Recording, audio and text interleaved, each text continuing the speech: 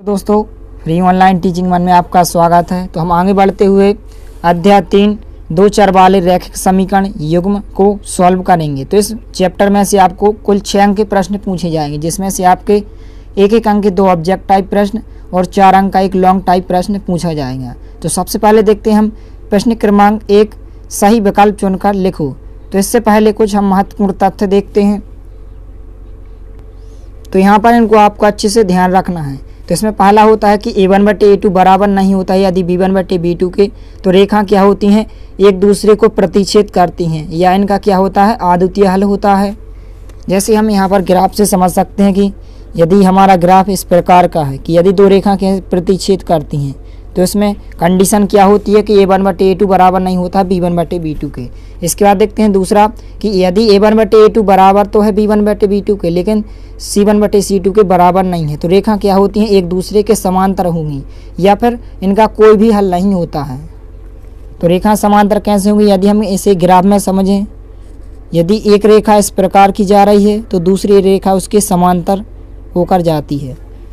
तो इस प्रकार से कंडीशन होती है। इसके बाद तीसरी कंडीशन जो होती है कि a1/a2 बराबर b1/b2 बराबर c1/c2। तो रेखा क्या होती हैं, एक दूसरे के संपाती होती हैं, या इनके अनंततः अनेक हल होते हैं। संपाती का मतलब यहाँ पर क्या है, आइए समझते हैं कि एक रेखा के ऊपर दूसरी रेखा होकर जाती है। यदि एक रेखा होकर जा रही, इसी के ऊपर दूसरी रेखा जा रही है, तो वे रेखा कैसी होती हैं, संपाती होती हैं। इसके बाद यहाँ पर आपको ध्यान रखना है व्यापक वर्ग समीकरण। व्यापक वर्ग समीकरण आपका क्या होता है, a1x plus b1y plus c1 बराबर 0, a2x plus b2y plus c2 बराबर 0। तो इन सभी महत्वपूर्ण तथ्य या बिंदुओं को आपको अच्छे से ध्यान रखना है। तो आइए हम इन प्रश्नों को समझते हैं। इसमें पहला प्रश्न है कि x - 2y बराबर 0 व 3x प्लस 4y - 20 बराबर 0 रेखाएं क्या होंगी। तो यहाँ पर आपको 4 ऑप्शन दिए गए हैं। तो आइए हम इस प्रश्न को हल करते हैं। तो इसमें हम रफ पेपर का यूज करते हैं। तो यहाँ पर आपको कुछ रेखाएं दी गई हैं। तो पहली रेखा यहाँ पर क्या दी गई है, x - 2y बराबर 0। इसको हम समीकरण नंबर 1 मान सकते हैं। इसके बाद यहाँ पर दूसरा समीकरण क्या दिया गया है, 3x प्लस 4y - 20 बराबर 0। इसको हमने समीकरण नंबर 2 माना। इसके बाद हम इन दोनों समीकरण की तुलना व्यापक समीकरण से करते हैं। तो यहाँ पर हम लिखेंगे समीकरण 1 व 2 की तुलना व्यापक वर्ग समीकरण,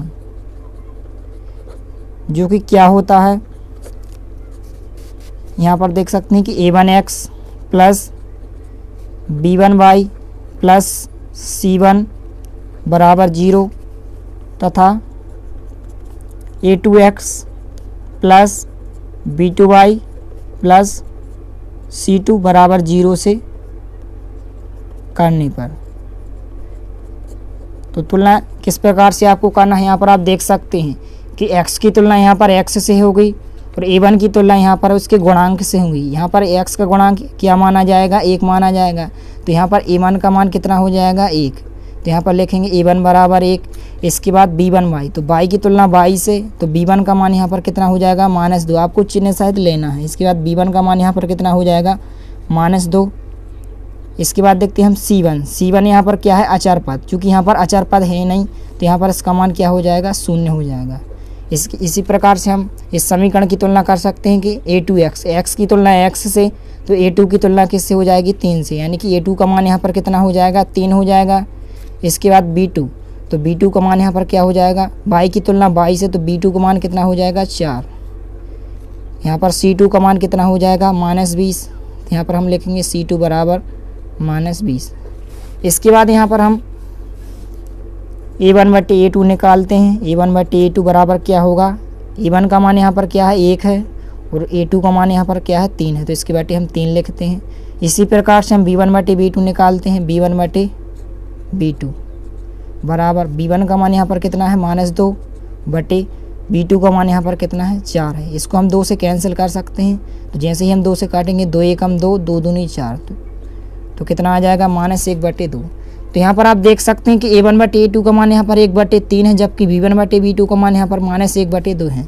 तो यहाँ पर हम लिखेंगे चूँकि 1/3 के बराबर नहीं है, -1/2। तो इसको हम इस प्रकार से भी लिख सकते हैं, 1/3 किसका मान है, a1/a2 का। तो यहाँ पर हम लिखेंगे a1/a2 बराबर नहीं है, -1/2 किसका मान है, b1/b2 का। तो यहाँ पर हम लिखेंगे b1/b2 का मान।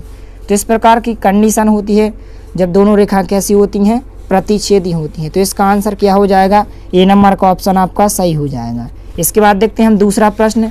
तो दूसरा प्रश्न है, जब a1/a2 बराबर b1/b2 बराबर c1/c2 हो तो निकाय a1x plus b1y plus c1 बराबर 0, a2x plus b2y plus c2 बराबर 0 क्या होता है। तो यहाँ पर आप देख सकते हैं कि हमने आपको कुछ शर्त बताई थी। यहाँ पर आप देख सकते हैं कि इसमें आपकी कौन सी शर्त है, जब तीनों चीज़ें बराबर होती हैं तो रेखा क्या होती हैं, एक दूसरे के क्या होती हैं, संपाती होती हैं, या उनके क्या होते हैं, अनंततः अनेक हल होते हैं। तो इसका सी नंबर का ऑप्शन आपका सही हो जाएगा। इसके बाद देखते हैं हम तीसरा प्रश्न। तीसरा प्रश्न है, समीकरण निकाय a1x plus b1y plus c1 बराबर 0 व a2x plus b2y plus c2 बराबर 0 में a1/a2 b1/b2 बराबर नहीं है c1/c2 के। तो निकाय का एक क्या होगा। तो आइए इसको हम देखते हैं। तो आपकी शर्त क्या है, इस प्रकार की शर्त है कि रेखाएं एक दूसरे के क्या होती हैं, समांतर होती हैं, या इनका कोई भी हल नहीं होता है। तो इस प्रकार से आपका बी नंबर का ऑप्शन आपका सही हो जाएगा। इसके बाद देखते हैं हम चौथा प्रश्न। चौथा प्रश्न है आपका, x प्लस 2y बराबर 4 में यदि y बराबर 2 हो तो x का मान होगा। तो हम इस प्रश्न को हल करते हैं। तो इसमें हम रफ पेपर का यूज करते हैं। यहाँ पर आपको क्या दिया गया है, x प्लस 2y बराबर 4। यहाँ पर y का मान यहाँ पर कितना दिया है, 2। तो यहाँ पर हम लिखेंगे y का मान समीकरण में रखने पर यहाँ पर हम लिखेंगे y की जगह हम क्या रखेंगे, 2 रखेंगे, क्योंकि यहाँ पर y का मान कितना दिया है, 2 दिया है। तो x प्लस 2 जहाँ के तब y की जगह क्या रखेंगे, 2। तो इंटू 2 बराबर क्या हो जाएगा, 4। तो यहाँ पर क्या हो जाएगा, x प्लस 2 का गुणा 2 में होगा, कितना आ गया, 4 बराबर कितना हो जाएगा, 4। इसके बाद यहाँ पर चूँकि हमें x का मान निकालना है तो यहाँ पर हम +4 का पक्षांतर करेंगे। इस 4 को जाके तक लिखेंगे, +4 का पक्षांतर इस तरफ करेंगे तो माइनस के 4 हो जाएंगे। 4 से 4 यहाँ पर कैंसिल हो जाएंगे, प्लस माइनस के क्या हो जाएंगे, कैंसिल हो जाएंगे। तो यहाँ पर क्या बचेगा, 0 बचेगा। तो x का मान यहाँ पर कितना हो जाएगा, 0 हो जाएगा।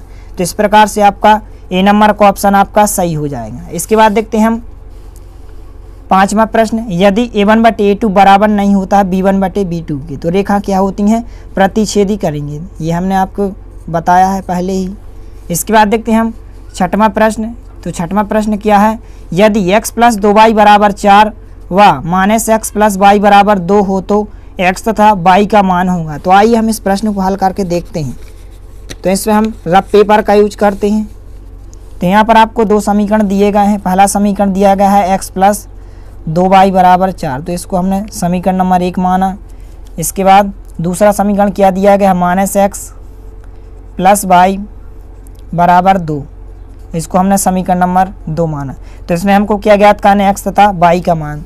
तो इसमें हम विलोपन विधि से हल करेंगे। तो विलोपन विधि में क्या होता है, जोड़ने या घटाने पर। तो यहाँ पर हम क्या करेंगे, चूँकि यहाँ पर प्लस का x है, यहाँ पर माइनस का x है, यदि हमें इसमें विलोपन विधि से क्या कर दें, इनको जोड़ दें, तो हम लिखेंगे यहाँ पर जोड़ने पर। जैसे यहाँ पर जोड़ते हैं तो प्लस माइनस के यहाँ पर कैंसिल हो जाएंगे। यहाँ पर 2y और 1y, तो कितना हो जाएगा, यहाँ पर 3y बराबर यहाँ पर कितने हो जाएंगे, 4 और 2 कितने हो जाएंगे, 6। इसके बाद यहाँ से हम चूँकि 3 यहाँ पर गुणा में है तो गुणा की संख्या कहाँ जाती है, बटे में। तो y बराबर क्या हो जाएगा, 6/3। 3 से हम यहाँ पर कैंसिल कर देंगे तो 3 दूनी 6। y का मान कितना हो जाएगा, 2। तो y का मान हम समीकरण 1 में भी रख सकते हैं, y का मान समीकरण 2 में भी रख सकते हैं। तो यहाँ पर हम लिखेंगे y का मान समीकरण 1 में रखने पर।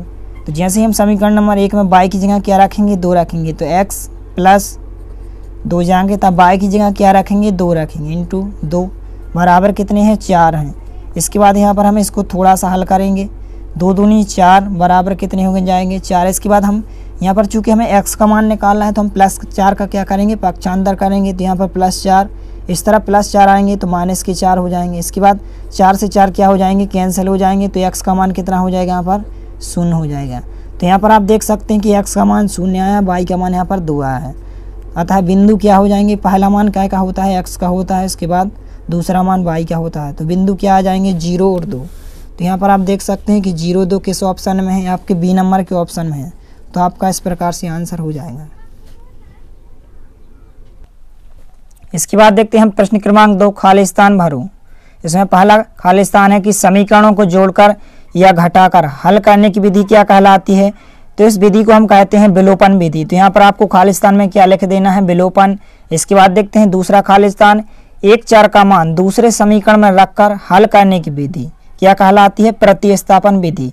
यानी कि एक चर का मान दूसरे समीकरण में रखकर हल करने की विधि क्या कहलाती है, प्रतिस्थापन विधि। तो यहाँ पर आपको खालिस्तान में प्रतिस्थापन भर देना है। इसके बाद देखते हैं तीसरा खालिस्तान, समीकरणों से प्राप्त निर्देशांकों को ग्राफ में प्रदर्शित करने की विधि। जो हम ग्राफ में प्रदर्शित करते हैं निर्देशांकों को, तो उसको हम क्या कहते हैं, आलेखी विधि कहते हैं। तो यहाँ पर आपको क्या लिख देना है, आलेखी विधि।